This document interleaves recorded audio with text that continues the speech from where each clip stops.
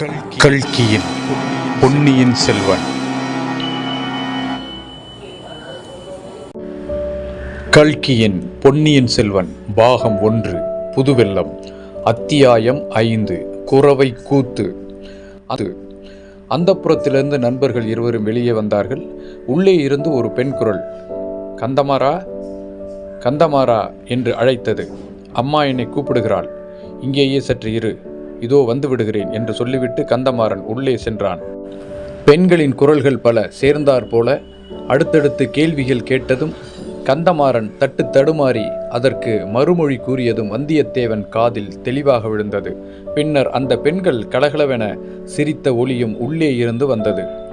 தன்னை பற்றித்தான் அவ்விதம் அவர்கள் செய்து சிரிக்கிறார்களோ என்ற எண்ணம் வந்தியத்தேவனுக்கு வெட்கத்தையும் கோபத்தையும் உண்டாக்கியது. கந்தமாறன் வெளியே வந்ததும் வந்தியத்தேவனின் கைகளை பிடித்து கொண்டு, வா, எங்கள் மாளிகையை சுற்றி பார்த்துவிட்டு வரலாம் என்று சொல்லி இழுத்து கொண்டு சென்றான். கடம்பூர் மாளிகையின் நிலாமுற்றங்கள், ஆடல் பாடல் அங்கங்கள், பண்டக சாலைகள், பளிங்கு மண்டபங்கள், மாட கோபுரங்கள், ஸ்தூபி கலசங்கள், குதிரை லாயங்கள் ஆகியவற்றை வந்தியத்தேவனுக்கு கந்தமாறன் காட்டிக்கொண்டு சென்றான். இடையில் வந்தியத்தேவன், கந்தமாறா, என்னை அந்தப்புற வாசலில் நிறுத்தி நீ மறுபடியும் உள்ளே போனபோது அந்தப்புறத்தில் உள்ளே சிரிப்பும் குதூகலமாக இருந்ததே, என்ன விசேஷம்? உன்னுடைய சிநேகிதனை பார்த்ததில் அவர்களுக்கு அவ்வளவு சந்தோஷமா என்று கேட்டான். உன்னை பார்த்ததில் அவர்களுக்கெல்லாம் சந்தோஷம்தான். உன்னை அம்மாவுக்கும் மற்றவர்களுக்கும் பிடித்திருக்கிறதாம். ஆனால் உன்னை குறித்து அவர்கள் சிரிக்கவில்லை. பின் எதற்காக சிரித்தார்களாம்? பழுவேட்டரையர் இருக்கிறார் அல்லவா, இத்தனை வயதுக்கு பிறகு அவர் புதிதாக ஒரு இளம் பெண்ணை கல்யாணம் செய்து கொண்டிருக்கிறார். மூடு பல்லக்கில் வைத்து அவளை இங்கே அழைத்து கொண்டு வந்திருக்கிறார். ஆனால் அந்த புறத்துக்கு அவளை அனுப்பாமல் அவருடைய விடுதியிலேயே அடைத்து பூட்டி வைத்திருக்கிறாராம். அந்த பெண்ணை பலகனி வழியாக எட்டி பார்த்து விட்டு வந்த ஒரு தாதி பெண் அவள் அழகை வர்ணித்தாளாம். அதை குறித்துத்தான் சிரிப்பு சத்தம். அவள் சிங்கள பெண்ணோ, கலிங்க பெண்ணோ அல்லது சேர நாட்டு பெண்ணோ என்று சர்ச்சை செய்கிறார்கள். பழுவேட்டரையரின் முன்னோர்கள் சேர நாட்டிலிருந்து தமிழகத்திற்கு வந்தவர்கள் என்று உனக்கு தெரியுமல்லவா? ஆமாம், கேள்விப்பட்டிருக்கிறேன். ஏன், நீயே கூட முன்பு ஒரு தடவை இதை பற்றி சொல்லியிருக்கிறாயே. இருக்கட்டும் கந்தமாறா, பழுவேட்டரையர் இந்த மர்ம சுந்தரியான மங்கையை மணந்து எத்தனை காலமாகிறது? 2 ஆண்டுகளுக்குள்ளே தான் இருக்கும். மனம் செய்து கொண்டதிலிருந்து அவளை தனியாக சிறிது நேரம் கூட அவர் விட்டு வைப்பதில்லையாம். எங்கே போனாலும் கூட பல்லக்கில் ஆசை நாயகியையும் அழைத்து போகிறார். இதை குறித்துத்தான் நாடெங்கும் கொஞ்சம் பரிகாச பேச்சு நடந்து வருகிறது. வந்தியத்தேவா, ஒரு பிராயத்தை தாண்டியவர்களுக்கு இந்த மாதிரி ஸ்திரீ சபலம் ஏற்பட்டால் எல்லோருக்கும் இது இலக்காரமாகத்தானே இருக்கும். காரணம் அது ஒன்றுமில்லை. உண்மையான காரணத்தை நான் சொல்லட்டுமா கந்தமாறா? பெண்கள் எப்போதுமே சற்று பொறாமை பிடித்தவர்கள். உன் வீட்டு பெண்களை பற்றி குறைவாக சொல்லுகிறேன் என்று நினைக்காதே. பெண் உலகமே இப்படித்தான். உன் குடும்பத்து பெண்கள் கருநிறத்து அழகிகள். பழுவேட்டரையரின் ஆசை நாயியோ செக்கச் சிவேல் என்று பொன்னிறமாக இருக்கிறாள். ஆகையால் அவளை இவர்களுக்கு பிடிக்கவில்லை. அது காரணமாக வேறு ஏதேதோ கதை கட்டி கொண்டிருக்கிறார்கள். அடே, இது என்ன விந்தை! உனக்கு எப்படி அவளுடைய நிறத்தை பற்றி தெரியும்? அவளை நீ பார்த்திருக்கிறாயா என்ன? எங்கே, எப்படி பார்த்தாய்? பழுவேட்டரையருக்கு மட்டும் இது தெரிந்தால் உன் உயிர் உன்னுடையது அல்ல. கந்தமாறா, இதற்கெல்லாம் நான் பயந்தவன் அல்ல, அது உனக்கு தெரியும். மேலும் நான் அனுசிதமான காரியம் எதுவும் செய்யவில்லை. வீரநாராயணபுரத்தில் பழுவேட்டரையரின் பரிவாரங்கள் சாலையோடு சென்றபோது கூட்டத்தோடு கூட்டமாய் நானும் சாலை ஓரமாக ஒதுங்கி நின்று பார்த்து கொண்டிருந்தேன். யானை, குதிரை, பல்லக்கு, பரிவட்டம் எல்லாம் நீங்கள் அனுப்பி வைத்த மரியாதைகளாமே. அது உண்மைதானா? ஆமாம், நாங்கள் அனுப்பி வைத்தோம். அதனால் என்ன? அதனால் என்ன, ஒன்றுமில்லை. பழுவேட்டரையருக்கு நீங்கள் அளித்த வரவேற்பு மரியாதைகளையும் எனக்கு அளித்த வரவேற்பையும் மரியாதைகளையும் ஒப்பிட்டு பார்த்தேன், வேறொன்றுமில்லை. கந்தமாறன் லேசாக சிரித்துவிட்டு, இறை விதிக்கும் அதிகாரிக்கு செலுத்த வேண்டிய மரியாதையை அவருக்கு செலுத்தினோம். சுத்த வீரனுக்கு அளிக்க வேண்டிய வரவேற்பை உனக்கு அளித்தோம். ஒரு காலத்தில் முருகன் அருளால் நீ இந்த வீட்டுக்கு மருமக பிள்ளையானால் தக்கவாறு மாப்பிள்ளை மரியாதை செய்து வரவேற்போம் என்றான். பிறகு வேறு என்னவோ சொல்ல வந்தாயே, அதற்குள் பேச்சு மாறிவிட்டது. ஆமாம், பழுவேட்டரையருடைய ஆசை நாயகி நல்ல சிவப்பு நிறம் என்று சொன்னாயே, அது எப்படி உனக்கு தெரிந்தது என்றான். கடம்பூர் மாளிகையின் கரிய பெரிய மத்த கஜத்தின் மீது பழுவேட்டரையர் எருமக்கடா மீது யமதர்மன் வருவது போல வந்து கொண்டிருந்தார். என்னுடைய ஞாபகமெல்லாம் அவர் மேலேதான் இருந்தது.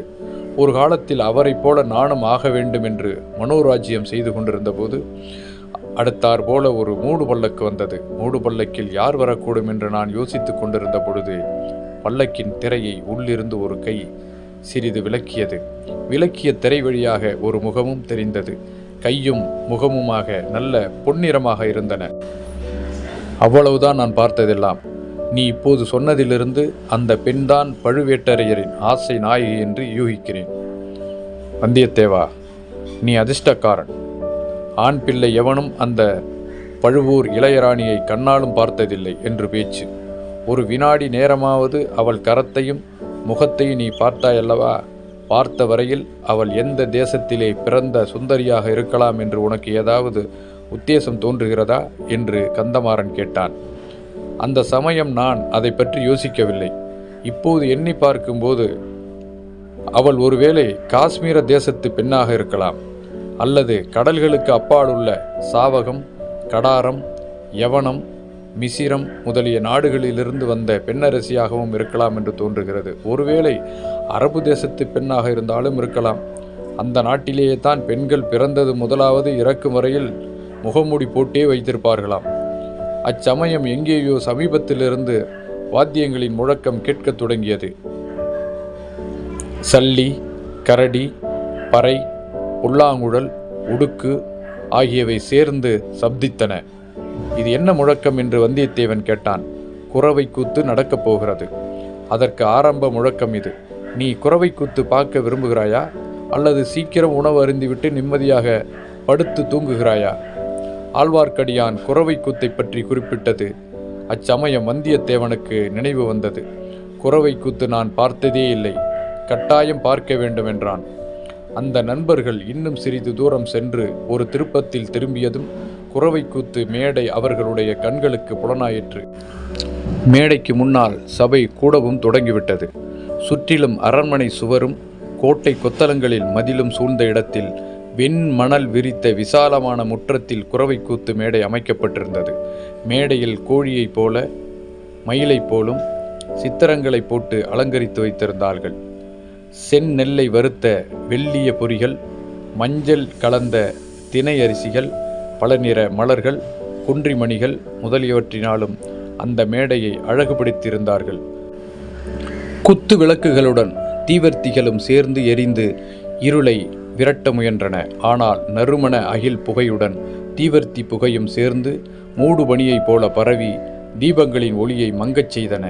மேடைக்கு எதிரிலும் பக்கங்களிலும் வாத்தியக்காரர்கள் உட்கார்ந்து அவரவர்களுடைய வாத்தியங்களை ஆவேசமாக முழக்கினார்கள். மலர் மணம், அகில் மணம், வாத்திய முழக்கம் எல்லாமுமாக சேர்ந்து வந்தியத்தேவனுடைய தலை சுற்றும்படி செய்தன. முக்கிய விருந்தாளிகள் அனைவரும் வந்து சேர்ந்ததும் குரவை கூத்து ஆடும் பெண்கள் 9 பேர் மேடைக்கு வந்தார்கள். ஆட்டத்திற்கு தகுந்தவாறு உடம்பை இறுக்கி ஆடை அணிந்து உடம்போடு ஒட்டிய ஆபரணங்களை பூண்டு கால்களில் சிலம்பணிந்து கன்னி, கடம்பம், காந்தல், குறிஞ்சி, செவ்வரளி ஆகிய முருகனுக்கு உகந்த மலர்களை அவர்கள் சூடியிருந்தார்கள்.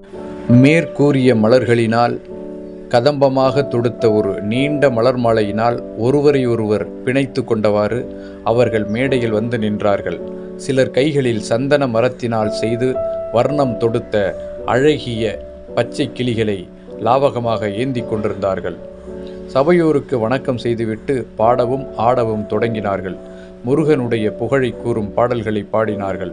முருகனுடைய வீரச் செயல்களை பாடினார்கள். சூரபதுமன், சுதுமுகன் முதலிய அசுர கணங்களை கொன்று கடல் நீரை வற்றச் செய்து வெற்றிவேலின் திறத்தை பாராட்டினார்கள். தேவலோகத்து கன்னியர் பலர் முருகனை மணந்து கொள்ள தவம் கிடந்து வருகையில் அந்த சிவகுமாரன் மண்ணுலகத்தில் தமிழகத்துக்கு வந்து காட்டில் தினை புனம் காத்து நின்ற மலைக்குறவர் மகளை மணந்து கொண்டதை புகழ்ந்து பாடினார்கள். வேலவனுடைய கருணை திறத்தை கொண்டாடினார்கள். இத்தகைய பாடலும் ஆடலும் பறை ஒளியும் சூழல் ஒளியுமாக சேர்ந்து பார்த்திருந்தவர்களை எல்லாம் வெறிகொள்ளச் செய்தன. பசியும் பிணியும் பகையும் அழிக, மழையும் வாழும் தன்றும் பெருகவா என்ற வாழ்த்துக்களுடன் குரவை கூத்து முடிந்தது. பெண்கள் மேடையிலிருந்து இறங்கிச் சென்றார்கள். பின்னர் தேவராளன், தேவராட்டி என்னும் ஆடவனும் பெண்ணும் வேளநாட்டம் ஆடுவதற்காக மேடை மீது வந்து நின்றனர். அவர்கள் இரத்த நிறமுள்ள ஆடைகளை உடுத்தியிருந்தனர். செக்கச் சிவந்த இரத்த நிறமுள்ள செவ்வளரி பூமாலைகளை சூட்டியிருந்தனர். நெற்றியில் செந்நிற குங்குமத்தை அப்பிக்கொண்டிருந்தனர். அவர்களுடைய வாய்களும் வெற்றிலைப்பாக்கு மென்றதினால் சிவந்து இரத்த நிறமாக காணப்பட்டன. கண்கள் கோவை பழம் போல சிவந்திருந்தன. முதலில் சாந்தமாகவே ஆட்டம் ஆரம்பித்தது. தனித்தனியாகவும் கைகளை கோர்த்து கொண்டும் ஆடினார்கள். நேரமாக ஆக ஆட்டத்திலே வெறி மிகுந்தது. மேடையிலே ஒரு பக்கத்தில் சாத்தியிருந்த வேலை தேவராட்டி கையில் எடுத்து கொண்டாள். தேவராளன் அதை கையிலிருந்து பிடுங்க முயன்றான். தேவராட்டி தடை செய்தாள். இறுதியில் தேவராளன் மேடை அதிரும்படியாக ஒரு பெரிய குதி குதித்து ஒரு பெரிய தாண்டல் தாண்டி தேவராட்டி கையிலிருந்த வேலை பிடுங்கிக் கொண்டான். தேவராட்டி அந்த வேலை கண்டு அஞ்சிய பாவனையுடனேயே மேடையிலிருந்து இறங்கிவிட்டாள். பிறகு தேவராளன் தனியே மேடை மீது நின்று கையில் வேல் பிடித்து வெறியாட்டமாடினான். சூரன் முதலிய அசுர கணங்கள் தவிடு பொடியாகி விழுந்தனர். அறுக்கப்பட்ட சூரன் தலை திரும்ப திரும்ப முளைத்தது. முளைக்க முளைக்க வேலனுடைய உக்கிரம் அதிகமாக வளர்ந்தது. அவனுடைய கண்ணிலிருந்து தீப்பொறி பறந்தது. கடைசியில் சூரபதுமன் இறந்து வீழ்ந்தான். தேவராளனும் கை வேலை கீழே போட்டான். இப்போது மற்ற வாத்தியங்கள் எல்லாம் நின்றுவிட்டன. உடுக்கின் சத்தம் மட்டும் கேட்டது. மேடைக்கு அருகே நின்று பூசாரி ஆவேசமாக உடுக்கடித்தான். தேவராளன் உடம்பில் ஒவ்வொரு அணுவும் பதறி ஆடியது. சன்னதம் வந்துவிட்டது என்று சபையில் ஒருவருக்கொருவர் மெதுவாக பேசிக்கொண்டார்கள். சிறிது நேரத்திற்கெல்லாம் பூசாரி ஆவேசம் வந்து ஆடிய தேவராளனை பார்த்து, வேலா, முருகா, தேவ சேனாபதி, கந்தா, சூரசம்ஹாரா, அடியார்களுக்கு அருள்வாக்கு சொல்ல வேண்டும் என்று வேண்டிக் கொண்டான். கேளடா சொல்கிறேன், என்ன வேண்டுமோ கேள் என்று சன்னதம் வந்தவன் கூவினான். மழை பொழியுமோ, வெள்ளம் பெருகுமா, காடு செழிக்குமா, நினைத்த காரியம் கைகூடுமா என்று பூசாரி கேட்டான். மழை பொழியும், வெள்ளம் பெருகும், நாடு செழிக்கும், நினைத்த காரியம் கைகூடும். ஆனால் என் அன்னைக்கு நீங்கள் பூசை போடவில்லை. துர்க்கை பலி கேட்கிறான், பத்ரகாளி பலி கேட்கிறாள், மகிடாசுரனை வதைத்த சண்டிகேஸ்வரி பலி கேட்கிறாள் என்று சன்னதக்காரன் ஆவேசத்துடன் ஆடிக்கொண்டே அலறினான். என்ன பலி வேண்டும் என்று பூசாரி கேட்டான். கேட்டால் கொடுப்பீர்களா என்றான் வெறியாடியவன். கொடுப்போம், கட்டாயம் கொடுப்போம் என்றான் பூசாரி. மன்னர் குலத்து இரத்தம் கேட்கிறாள், ஆயிரங்கால அரசர் குலத்து இரத்தம் கேட்கிறாள் என்று வெறியாடியவன் கோர பயங்கர குரலில் கூவினான். மேடைக்கு முன்னால் வீற்றிருந்த பழுவேட்டரையர், சம்புவரையர், மழவரையர் முதலிய பிரமுகர்கள் ஒருவருடைய முகத்தை ஒருவர் நோக்கினார்கள். அவர்களுடைய செக்கச் சிவந்த வெறிகொண்ட கண்கள் சங்கீதமாக பேசிக்கொண்டன. சம்புவரையர் பூசாரியை பார்த்து தலையை அசைத்து சமிக்ஞை செய்தார். பூசாரி உடுக்கு அடிப்பதை நிறுத்தினான். வெறியாட்டமாடிய தேவராளன் அடியற்ற மரம் போல மேடை மீது வீழ்ந்தான். தேவராட்டி ஓடி வந்து அவனை தூக்கி எடுத்து கொண்டு போனாள். சபை மௌனமாக கலைந்தது. வெளியில் எங்கேயோ தூரத்தில் நரிகள் ஊளையிடும் சப்தம் கேட்டது. இத்தனை நேரம் பார்த்து கேட்டவற்றினால் பரபரப்புக்குள்ளாயிருந்த வந்தியத்தேவன் நரிகள் ஊளையிடும் சப்தம் வந்த திசையை நோக்கினான். அங்கே அம்மாளிகையின் வெளிமதில் சுவற்றின் மீது ஒரு தலை தெரிந்தது. அது ஆழ்வார்க்கடியானுடைய தலைதான். ஒரு கணம் வந்தியத்தேவன் ஒரு பயங்கர உணர்ச்சிக்கு உள்ளானான்.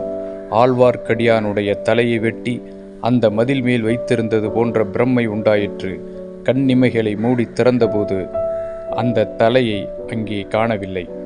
அத்தகைய வீண் சித்த பிரமைக்குத்தான் உள்ளானதை குறித்து வெட்கமடைந்தான். இதுவரை அனுபவித்து அறியாத வேறு பல வகை உணர்ச்சிகளும் அவன் உள்ளத்தை கலங்கச் செய்தன. கல்கியின் பொன்னியின் செல்வன்